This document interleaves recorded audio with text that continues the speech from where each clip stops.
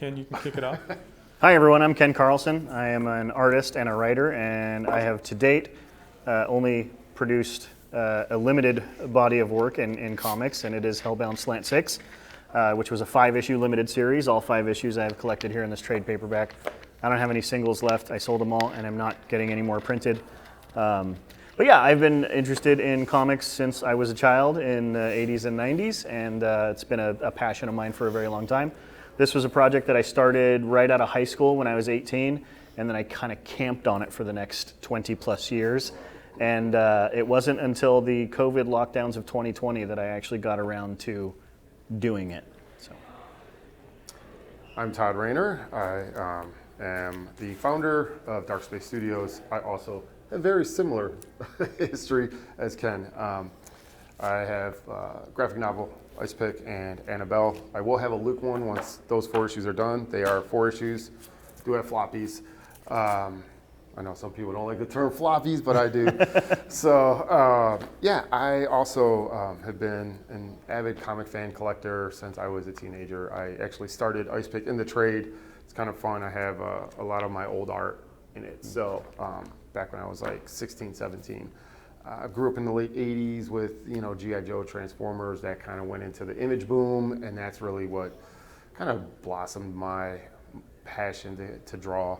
And ended up shelving Ice Pick for several years, probably decades. I don't want to count that far. So 2016 is when I actually did the first issue of Ice Pick, and been publishing ever since. Brian Dorsey, Mountaineer West Productions is the company that I publish under, which is also mine. Very similar. I had a bunch of creative ideas in high school up through 18, and then didn't do anything about it till I was in my 30s.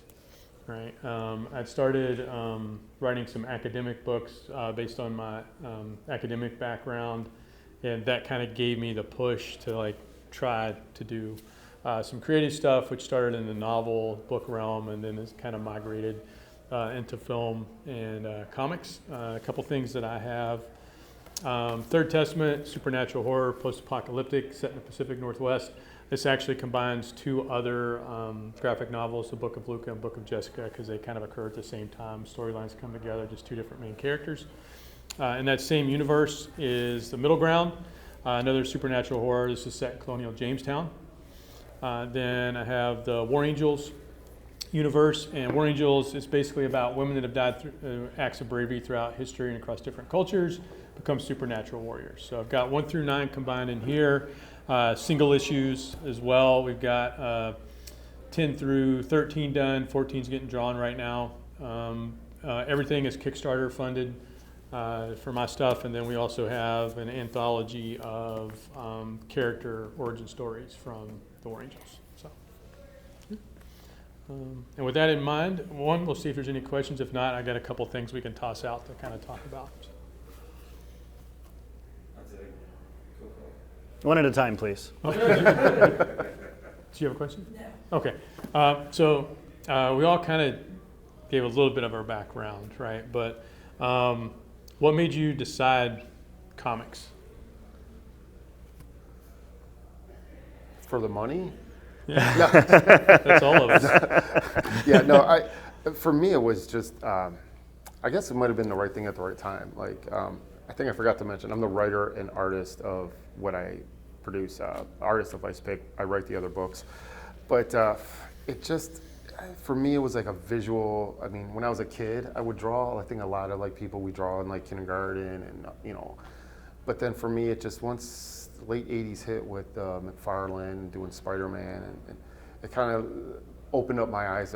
Comics, that artwork could be more visual. Because if you look back at the mid '80s stuff, the styles they kind of ran together, a lot of it. And when I started seeing really eye-catching visual artwork, I was like, I like that. I can do that, So comics just seemed to fit the art that I liked. I guess the puzzle pieces they fit together, Yeah.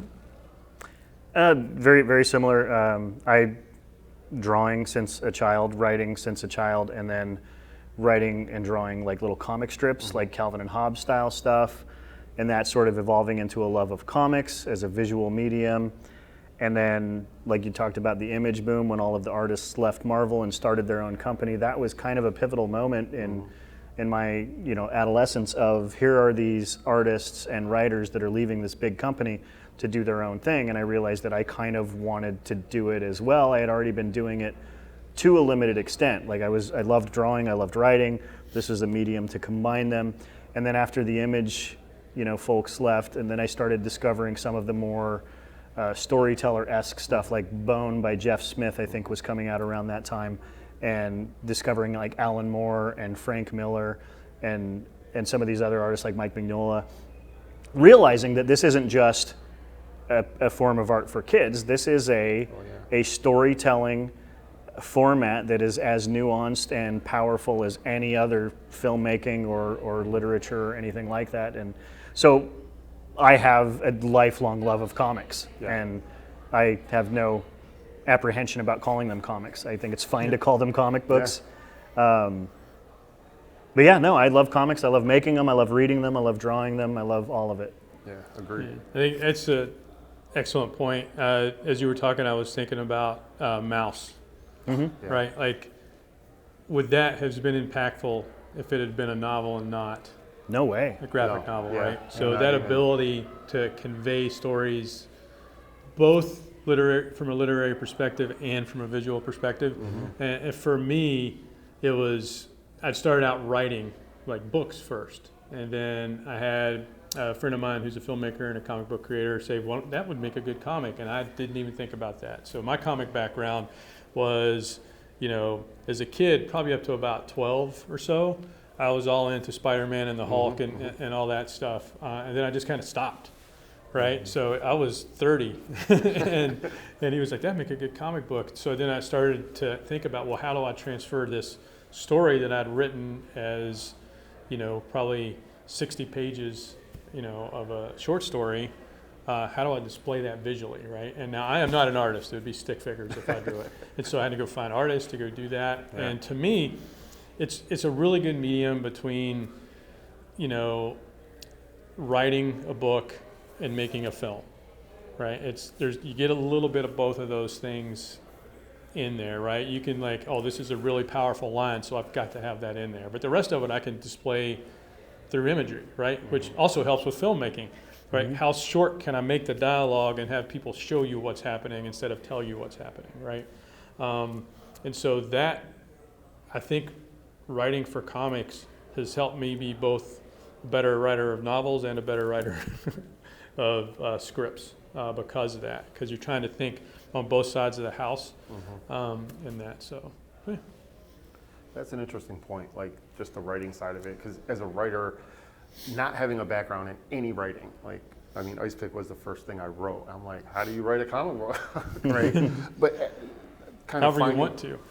Yeah, exactly. And it's, for me, it was always like telling something visually, because being an artist, right, you have that visual, you want to tell the visual side of it, but I don't need 50 word balloons to tell that one key line. So for me, it's always a challenge of as I'm kind of editing the books and getting ready to get them out to print, I'll go back and look and say, can I make this dialogue a little bit shorter?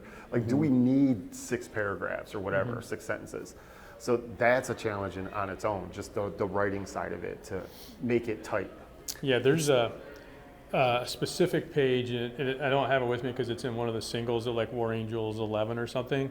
And it's an emotional scene where one of them's leaving to go on this quest of vengeance that she might actually lose herself in the process of doing this. And one of her sisters is trying to tell her to not go. But I think there's 3 words on that page, and it's probably one of the more emotional pages in that entire comic because it's told visually. Yeah. Right. So It's kind of funny. You can go from superhero comics, which have this a lot, where someone is monologuing in the middle of a fight scene. You know what I mean? So Spider-Man's doing this acrobatic, insanely yoga-influenced kick move while delivering 2 paragraphs of dialogue. And then John Byrne, at some point in the early 90s, published a single issue, standalone story that had no words in it. And I remember it was hyped when it came out, and I bought it. And it was basically like this astronaut who crashes on another planet, and like there's a woman there, and the whole comic has no words in it, not a single word. What is that? You said late 80s? No, early 90s. Early 90s, Yeah. okay. And it was like, I love John Byrne's art, Yeah. Oh, but this is an example of where like the writing comes in. It doesn't necessarily have to be a written word, right? It's, writing is the story. And Right. so for me, writing is where everything starts. Whether it's a comic book or a movie or a book or any kind of story, for me, writing is where it starts. And then it's a matter of, I think, kind of determining what medium do I think would be the best for this particular story. Yeah. Someone said that I should make this into a movie, and I was like, I can't afford to make this into a movie. Yeah, it's expensive. There was, speaking of wordless comics, right? G.I. Joe 21. Oh, okay, yeah. It was this infamous, and I just recently found out why it was no words. Is because the writer, they didn't give him enough time to write anything. There was nothing. There was nothing there for the story. So I think, was it Lee Weeks or whoever? Larry Hama? Larry Hama. Yeah, Sorry. yeah. Larry Hama. He's like, well, I'm just gonna write a story. Dude, he's a legend. Super nice guy, Yeah. and he just drew that issue of G.I. Joe, introduced Storm Shadow, Yeah. and it became like this crazy book. So it's always a balance. Like Right. everything is a balance. You whether you're telling a horror story or an action story, it's the balance of the art, visual side of it, and then the verbal side of it. Yeah, and I think the comics allows you to play around on both sides of that. 100%. Film does too, but it costs more. Right. Like there's in one of the images is the main character in War Angels before she becomes one of these warriors is dealing with an abusive stepfather. Yeah. Right. And there's one page, it's just him looking up the stairs. Right. No words, no nothing, but you're like, that's a bad dude. Yeah. Right. Then there's other places where like I need to deliver a line, and that line needs to really mean something, kind of a thing. So, but I don't think I could have described that stair scene in a novel to the same level as just what that artist put on there, with no words. Like the sense of menace just conveyed visually. Yeah. Yeah, and it's weird because if you looked at it, from a normal like camera perspective, it's actually a high angle, Right. and not a low angle, but it's still displaying a menace Right. kind of thing. 'Cause And normally usually you would shift you the usually angle look away. up at a Yeah. menace, not down. Yeah. But if you can convey that, the opposite, visually, well, Yeah. then you've achieved something, because it doesn't always work that way. Because I think it was a combination, as the menace, the actual bad thing hadn't happened yet, so it's almost Right. like preparatory to Yeah. that Right. kind of a thing. So, Impending doom, Yeah. impending threat. but- Well, yeah, I mean, I can definitely, like, I've not seen it, but I Yeah. have an image in my head of what it looks like. You know what I mean? And I think that's another thing that I love about this, and just any kind of creative storytelling, filmmaking, whatever in general, is everyone in the room right now has a different image in their head of what that looks like. And I think that's cool. Yeah. I think that, like, as people, we've all experienced that, though, right? Like, we were kids, we did something wrong, and you got hollered at from down the stairs by your parents. I try to not do that, but I mean, like, it's a thing that I think a lot Yeah. of people experience. Yeah, and there's, I wish I remember the exact name of it, but there's a book, it's an academic book on horror, right? And it looks, and it's like a film academic review of like what makes horror good horror, right? And it's tapping into what everyone feels, right? And figuring out what's a human thing that makes most humans uneasy, right? And then kind of digging into that and finding that thing. And like I said, it's a good middle ground for that. Yeah. That the only thing that you can probably do in film that you can't do in that is like the long, awkward silence, other than just make like a couple panels where nothing's yeah. happening and someone's like, oh, but Yeah. yeah. Yeah, you touch on an interesting thing that probably works for all of us, is when you're writing, when you're creating the idea, even the character design, you want to tap into something that's familiar, that everyone has seen or felt or thought about.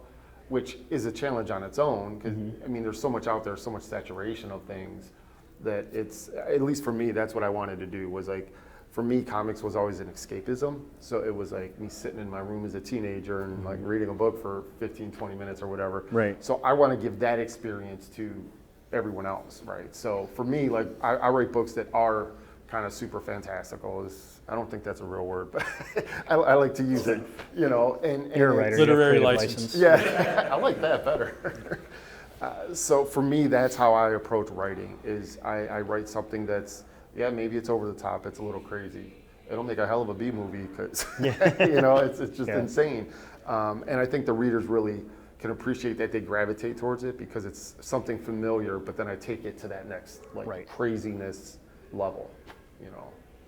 So it's always having that good foundation to start with, you know. And not everything has to be like, you know, a literary or masterpiece, right? Yeah, it's okay for exactly. things to be fun. Yeah. Like, Yeah, and I just finished some folk horror books, right? And so shifting from comic books back to that, and I'm like, oh, okay, now I gotta like wrap my head around, and now I gotta set the theme and the mood and all that in words instead of imagery, right? But it's easier if I'm trying to convey, you know, that awkward moment. I'll just be like, silence, period, right? And you're no longer giving written instructions to an artist yeah, to draw a scene. You're now giving written instructions to a reader of what to picture in their head. yeah. Without making it seem obvious that you're giving them instructions of what to picture. Yeah. Yeah. That's another side of indie comics, is just the writing to the artwork, right? Yeah. I mean, you being a writer, I have a vision on when I lay out a page, or I have an idea. I'm probably similar with you, Ken. Like, you're like, oh, I think I kind of want this page to look like this, or these panels are going to kind of, these characters are in this.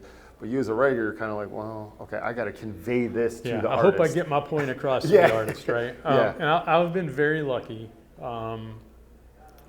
There's a couple artists that I've worked with that, one, Tony Doya, who did the first 9 issues of War Angels, and unfortunately passed away a year or so ago. Out of 320-ish pages, I had 1 correction for him. Right? And he gave me everything either exactly like I'd asked for it or better than I'd asked for it, right? I was like, I didn't think about it that way, but that's good. Yeah. And the guy I'm working with on Rangers now, John Galino, same way. Other artists, there's a little more back and forth, but I've never really had bad experience with an artist. And again, kind of like, you know, writer handed stuff over to director, you're a little bit like, you got to trust the artistic, you know, team when you go to do that. I gave a loose description for that stair scene, nailed it. Yeah. Same thing to the colors, right? Because that's a whole other thing. Because just the black and white of that look up would have been kind of cool, but when it was through, there was like light coming from the room behind, backlighting him when he was looking, and like, you know, I didn't have any of that in the script. They made that. So. Yeah. Right. It is really, I think, one of the magical things about it, to be able to see your idea through someone else's eyes. And I think that, like you said, it shows it to you from an angle that you hadn't thought of it before. Yeah. Or it can, and it's when it does, it's really kind of amazing, because it's like, wow, I hadn't thought of it that way. Yeah. Even though I came up with it. Yeah, and I think there's one very well-known writer, director, won't mention, but he's got about 30 million things on TV right now, that is known for like, I'm the writer, I'm the director, everything is my way or whatever. Right now, making really good, really popular stuff. But I think with anything in life, if you don't leave room for collaboration, eventually that's going to get stale, right? And so I've been very lucky. I said fantastic working with Ken on that short film we did. I'm going to direct something that I wrote and I'm producing next year. One of the things that I want to be very overt with the whole team is, you can tell me, you know, talk to me. Don't just, you know, we may not always agree or whatever, but I want to create an environment where I'm still getting feedback, input, and recommendations, right? Because as soon as you stop doing that, you may get 1 or 2 home runs, but then you're going to start striking out because you're doing the exact same thing every single time. So. Yeah, ego is something that's just out there, you know, unfortunately. And even for me, when, you know, I did ice pick all myself, and it was taking me about a year to do the entire book, all the writing, all the artwork. And I felt like I was doing a disservice to fans because I'm like, you guys like this, you buy it at the shows. I can only go so fast, right? So then I started reaching out and working with artists, and it's a very similar thing. Like once I saw the artwork for the Sergio who did Annabelle, I was like, dude, you nailed it. Like you did the character models, perfect, let's go. And same thing happened. I send him a script. Now, I mean, I think he's in Brazil. And I mean, he speaks English, right? So there's no language barrier, which is nice, but he would turn in pages and you're just like, I didn't think of that, but that works really good. And that's kind of the fun. It's almost like a Christmas gift every time you get a new page and you're just like, this is awesome. It's not in your head, right? You're not the one like wanting to do the artwork. You're letting someone else take that creative freedom. Right. And it is really important to let people kind of have that creative freedom. Yeah, like I'll use this as an example because this is probably one of the better covers that came out. And my direction was, the character had already been drawn a couple times, but like Native American, plains culture, and uses tomahawks. That was my direction, and that's what he came up with. That's pretty vague. No, I want bad stories about Jason. Yeah. So, okay. Any questions pop out over? For you guys who do both sides of it, Yeah. you kind of answered a little bit of this, but Mm-hmm. when you're going through the creation process, do you think like comic panel first and script second, or like what? So with Hellbound Slant 6, I write in thumbnail sketches.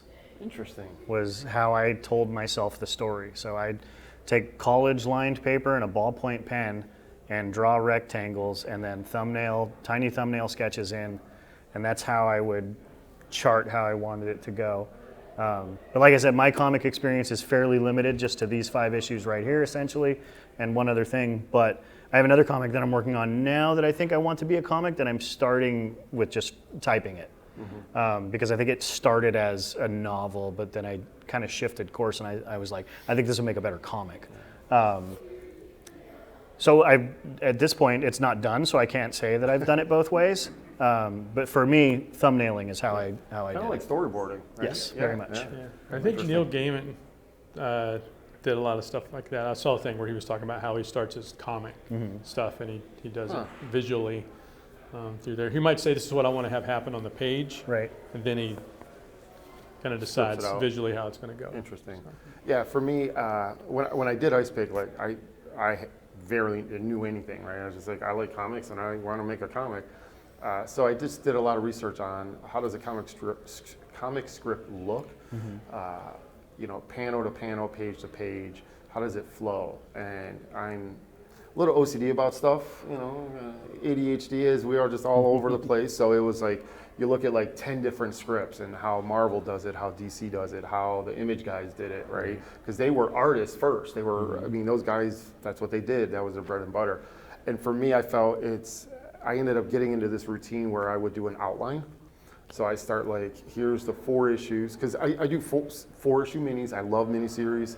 Probably going to go into like more ongoing series, but for right now, I like the 4-issue. It tells a story, and it's a complete story. Yeah. So I would say, hey, this is what I want to happen in the 4 issues. Like just a brief couple sentences, you know, bad guy, this, kidnap, whatever. And then I break down like each issue. Like I want to tell this block of the story and that block, and then this is how I close it off. And I find that outline, it takes me, I don't know, a couple hours maybe to get through it all. And it can be very loose for me, but then I go into the script and I just start page 1, panel 1. This is what's going on. And once I get going on the script side of things, it really just starts to go really fast for me. So I can write a script in like probably a day or 2. Nice. If I were to like sit down and that's what I'm working on. So for me, it really does start on the word side of things. I mean, it's like the idea. I mean, at least for Ice Pick, because I did both things for Ice Pick, I was a teenager, grew up in the church, so I had that like religious kind of backside story of everything, and I'm like, what's the scariest thing out there? Obviously, it's the devil, you know. So you just start with that, you know, being young and influential, Right. or influenced by a lot of stuff, right? So then it wasn't overtly religious, but then I was like, oh, Ninth Circle of Hell. And as I got older, you start reading more kind of, I guess, mature stuff, more Right. deeper stories and books, and that's where I always pick my villains first. Like I pick my villain and I build a story around that villain. Nice. You know, at least that's what I've done for these 3 stories. But yeah, I do kind of mix it up, but I always start with an outline and a script. There's a book, I think Bendis wrote it, Words for Pictures. And it's probably 300 pages. And it's like his take on comic book writing, right? And so it's got, and it's not just his, he's had other, you know, people provide their input and thoughts, and it goes all the way through like the Stan Lee method and all that kind of stuff, because it just got, he was doing so many comics, he just like, I do this on this page, here you go, right?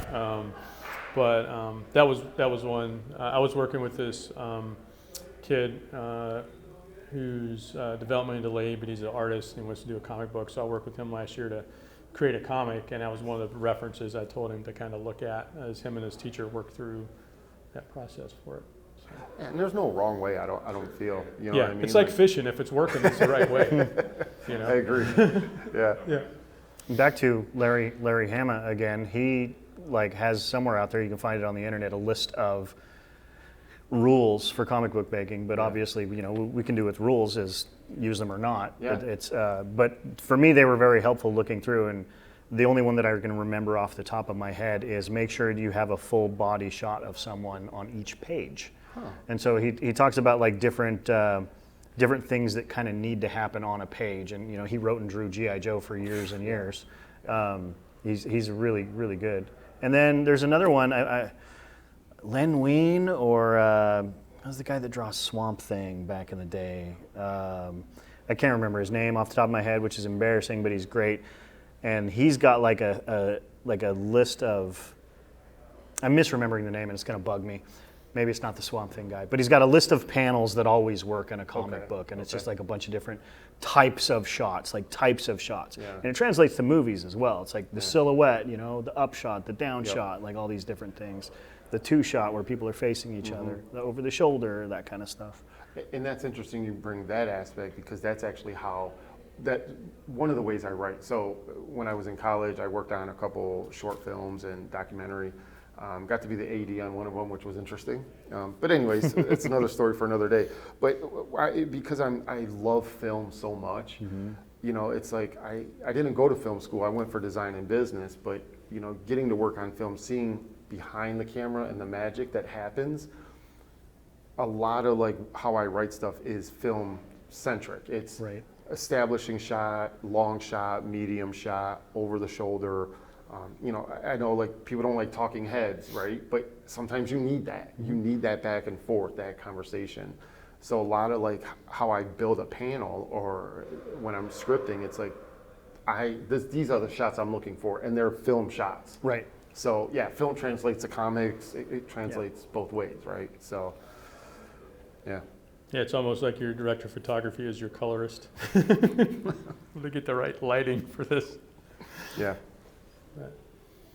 And a question about publishing. Sure. So you have your own publishing company. That just seems like a monumental task in and of itself. So how do you get your final product into a pretty little book like that? So probably we'll each do it slightly different, probably. But so I usually start with, I do the single issues, get those funded through Kickstarter, and then when I get enough to kind of get this level, I'll typically do another Kickstarter for the big one, and then I'll print some high resolution versions. I've got a couple left of like War Angels, and then a couple hardcovers for that. So like for like the prestige version of them, and I use Mix'em for that, which is a pretty frequently used comic book printing company.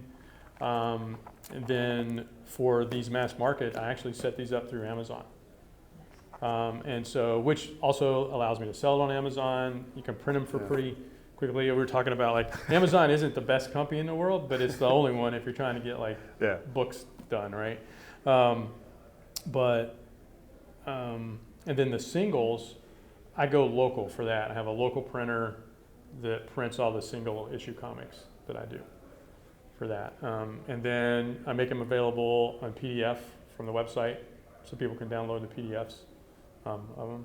And thanks, Todd, for doing the work on my website recently. And does some web design stuff. So that's kind of how I do it in terms of making them available for that. Did that kind of answer your question? Okay. How do you do it, Ken?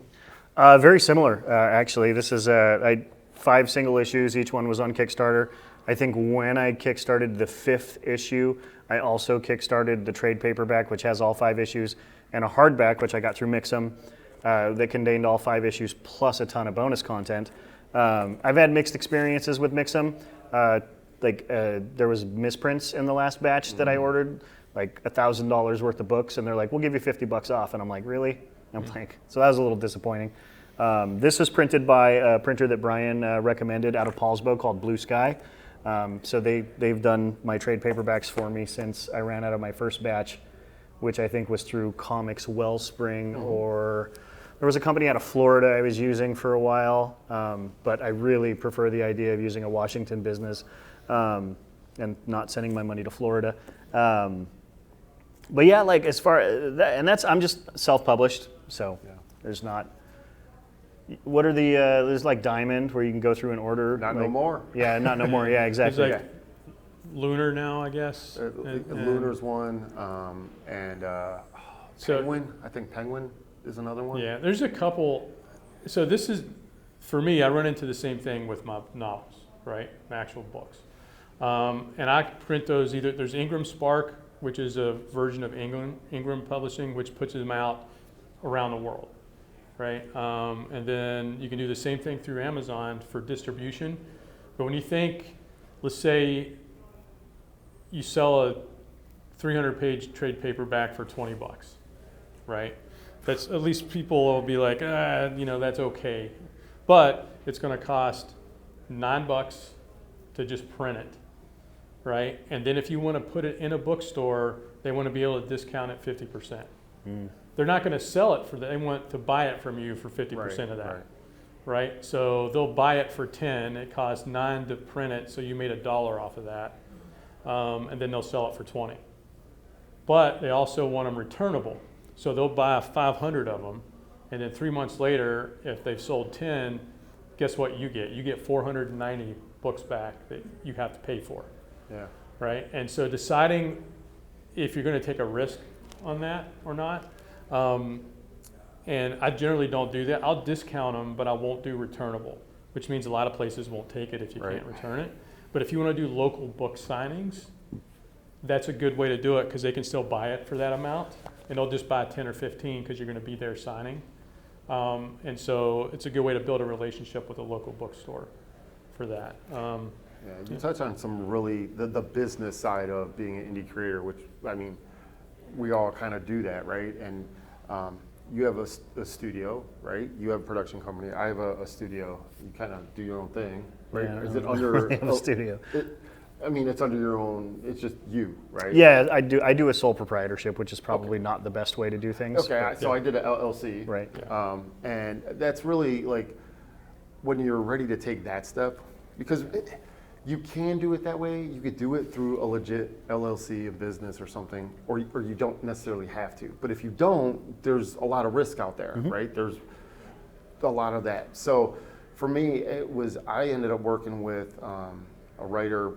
I was doing indie comics for years before I did my own stuff, and he's just like, hey, I just made up this company and we're gonna publish books, And my wife's like, do you really need to? I mean, he's a cool guy, don't get me wrong, but do you need to use his print? Like, why don't you just make up your own company?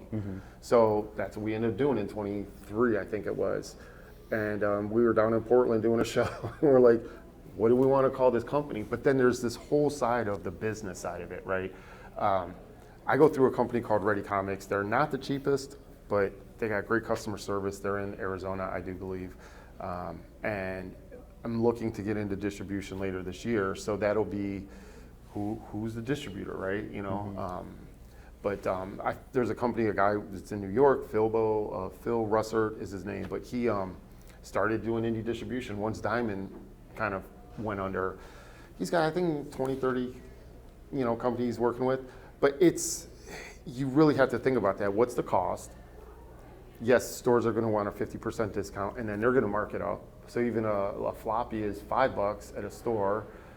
You're paying $2 if you're lucky, $2.25. So that 50% discount, now it's $2.50. You're making a quarter off a single comic. Yeah. And the reason you think about the big companies is because they're going to print 50,000 copies. Yeah.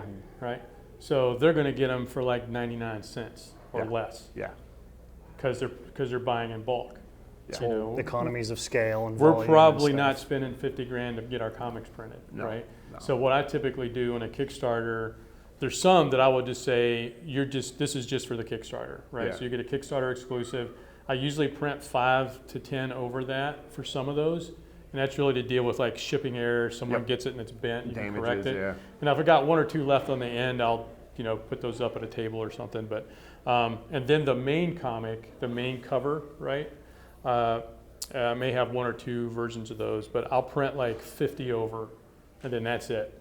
Yeah. No more single issues until I come out with the trade for it. Yeah. That's pretty much exactly what I did when I Yeah. do my Kickstarters. Yeah. Because same thing. you could make it. That's the problem with distribution with single issues is you got to print a ton of them Yeah. to make it worthwhile. And on the print side, you're talking, there's really only 2 ways to print something. Either you do offset or you do digital printing, right? And like we all have our printers at home, that's a digital printer. If you do offset printing, they are literally working with plates, and that's where you get in like your CMYK, if you're familiar with that. It's your cyan, magenta, yellow, and black, right? And it's just those 4 ink colors, and they're dealing with large bottles of ink and a plate, and they line up those 4 colors. That printing is considerably cheaper. That's where you're talking like 70, 80 cents for a book. Yeah. Once you hit like 5,000, 10,000 books. Digital printing is considerably more expensive, but it's a lot quicker and it's a lot easier. So it is balancing the financial side of it, and that's why a lot of us went to Kickstarter. Yeah. When I was a kid, you could not make a comic book. Where were you going to go? There was no printers. There was no avenues for it. You didn't even know what size. Yeah. Well, like you said, it was only offset printers Back back then, so you couldn't, as an independent creator, afford to make 50 issues, Right. It or was 100 just issues. very- Minimum of a 5,000 order or Right. whatever. And even Diamond, I heard, had like a minimum 4,000 Yeah. Oh yeah. They were just to go with Diamond. Yeah. And now that's fine. You're going to get in front of 4,000 or 5,000 comic book shops, and you may have a couple hundred orders. But there is definitely a balance. I think that's why con life is kind of important to us indie creators. Yeah, I think a good example, so I'll use this one. So this is printed on Amazon, right? And I did it in mass market. So it's not super high quality. It's like old comic book paper quality style, so newsprint, right? This cost me $9, right? So I sell it for 20. So that allows me to purchase it, sell it, buy another one to replace it, and make $1. So when I sell it for $20, I'm making $1 off of it. So. Yeah. It's not that lucrative. Yeah, if you're getting in it to be rich, you probably want to look someplace else. How about copyright? There's so much people looked in generally looked at stuff. That's a whole nother panel. Yeah, Just, oh my God. it's, So how do you keep your stuff your own? Can you? Well, you can, yeah. yeah. Well, I mean, I could go right now and probably find each of our comics somewhere for free. Probably. It just, you just can't. But, I mean, yes, if you put it out and publish it, you don't have to go get a copyright for it to be Correct. able to argue that you own that, right? Yeah. I've got a copyright statement in here. Yeah. But the only thing I actually copyright are my scripts, and I'll you can go through the Writers Guild and get a certification for that, or you can go to the patent office. So Hunger's the only thing that I've got like an actual patent for. So it's like, I not think patent, but the way it's worded is that anything that you create is copyrighted to you on completion, but how do you prove that? Like that's Yeah. and so that's where the issue is. Yeah. If you register it somewhere, that proves it. Like printing this kind of proves it. Yeah. You could have a copyright, like I have a copyright statement in here as well, but the work existing in a published form is kind of your copyright. Yeah. And there's a paper trail there, so it's easy to say like, hey, in 2016, I contacted this printer, they have the file. Yeah, so legally, yeah. And your so digital files have like a date stamp. They do on have them all the when they were- metadata. when they were created. Yeah, and metadata. exactly. Like Which- I wrote. Oh, go ahead. Well, it's weird because I remember there was a couple of movies that were produced in like the 60s and 70s where they're public domain because they say they forgot to copyright them, which flies in the face of everything I'm saying right now. And I'm like, aren't they automatically copyrighted to them when they made it? Yeah. I don't think that was in I don't think that was a thing back then. That could be the case, yeah. Because a lot's really changed. Like you used to have to mail your own art to yourself, Right. and have that stamp on it to say yes, this is copywritten, and never open it. Yep. You know, but now I think at least in this country, like we've done some good headway in allowing creators to just make their content and say, yeah, no, this is mine. You know, it's a fine line, but that's the price that's the risk we take when Yeah, we absolutely. want to create something. Yeah, you and know. I would say anything, if something was going to end up like, Image is like, hey, we want to do your stuff, right? Then either through them contractually or through myself, I would get a formal copyright for it, right? Because that ties to the IP at that point.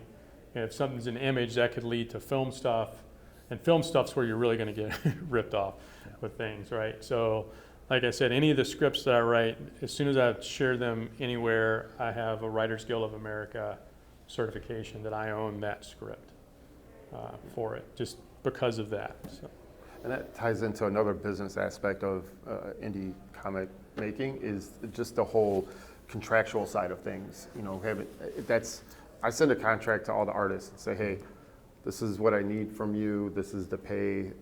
I expect it, and roughly this is the deadline, right? So that's just another way to safeguard yourself in a way. Yeah.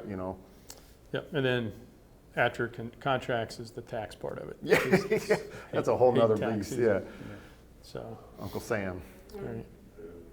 But that's kind of a friendly bit of advice anyways with filmmaking and with comics and any creative collaboration that you're doing. If you're working with someone else, put it in writing. Mm-hmm. Like don't trust gentlemen's agreements and a handshake, because you really got to get it in writing.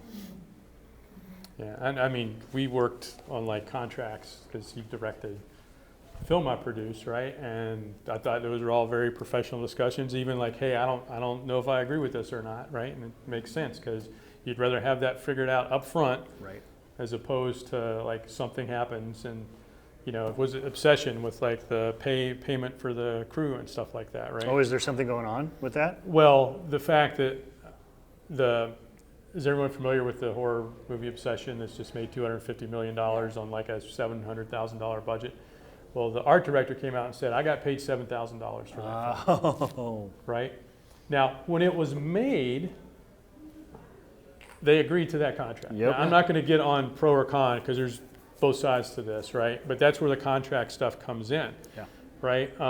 And also, I think there's an element. It's not necessarily like that director made $250 million. sure. He sold No. it for $15 million, which is a lot of money, and then the distributor made $250 million, Yeah. right? And so even the creator of that is not seeing the bulk of that $250 million, right?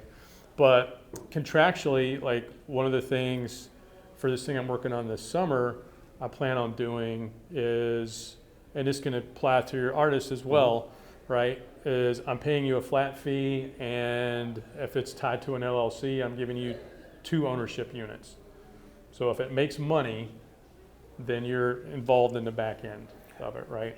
So some of the department heads and the director and those people would be somewhat tied into the back end of it.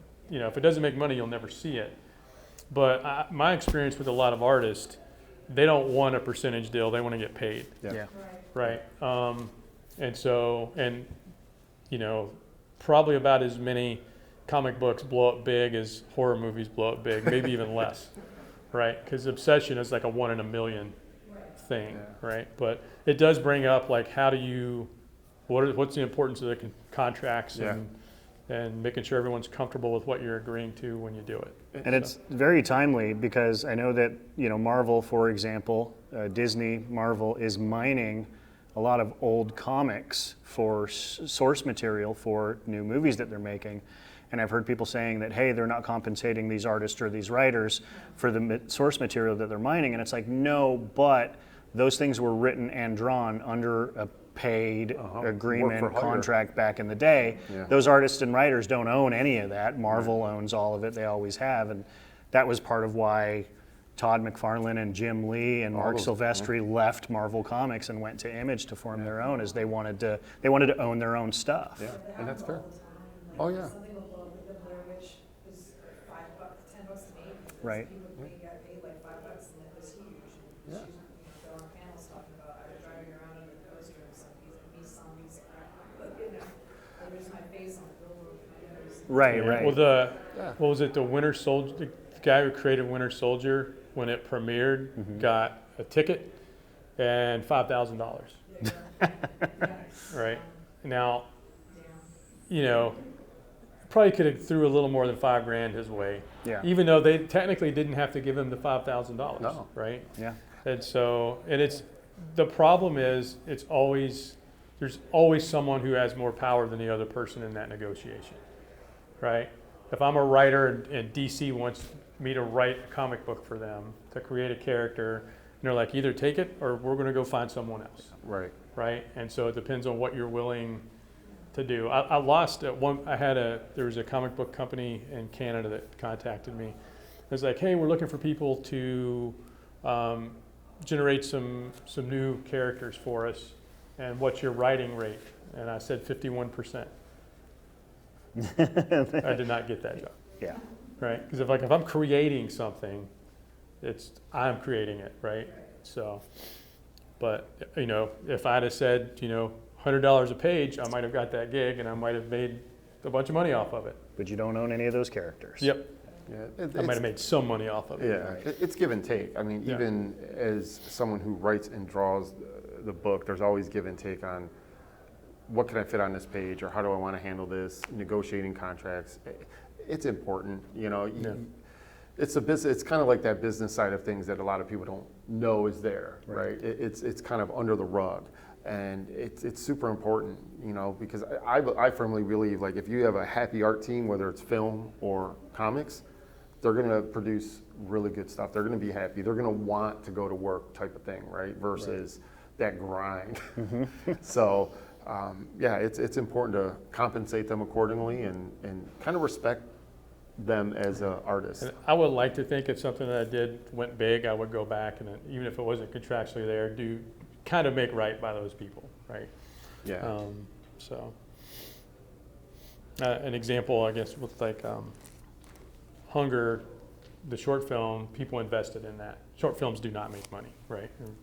And so what I did, though, because you've got ownership units to play around with, and like for a feature, is I converted what they invested into Hunger as units in a feature.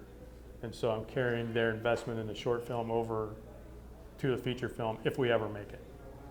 Right? It's a really, really small amount, because someone who put in $1,000 on a $30,000 project, they're not going to get that percentage of a $700,000 project. They're going to get like point something percent, Yeah. right? But it's at least saying, hey, I'm acknowledging that this feature film might not have been made if we didn't do the short film, right? And so trying to carry that forward. I love that altruism of doing that, and I feel like I would like to try to do the same, right? Is go back and do right by people that helped, but the House of the Mouse is not going to do that, and I think the evidence of that is when they acquired Fox recently, within the last few years. I say recently, but yeah, I'm old. Alan Dean Foster, the author, had written an adaptation of Alien, the film. And that became Disney property when Disney bought Fox. Right. And Disney started publishing that novel and not giving Alan Dean Foster a dime. And Alan Dean Foster was, due to fan outcry, able to raise enough of a ruckus that Disney renegotiated a royalties contract with Alan Dean Foster to give him royalties for the book that they were selling that he wrote, even though according to the terms of them buying Fox, they didn't have to. But Alan Dean Foster was a big enough name that he was able to, have the clout to do that. I don't have that clout. Yeah. Yeah. It's really important to do right by those that kind of help you, produce whatever we're producing. Right. And Disney had got their feet held to the fire on that because the people demanded it, but that's because Alan Dean Foster had a big audience. Yeah. So. They didn't do it out of the goodness of their heart. No. Yeah.